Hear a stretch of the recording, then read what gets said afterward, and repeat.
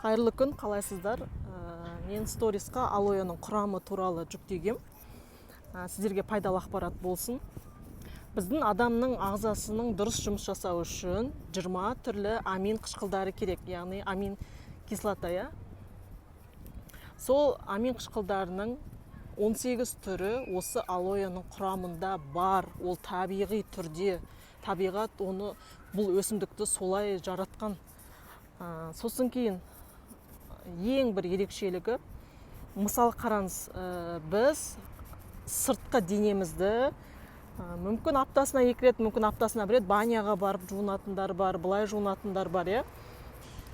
Сол сияқты клеткаларымызды жууға арналған алоэның құрамында сапонин деген вещество бар.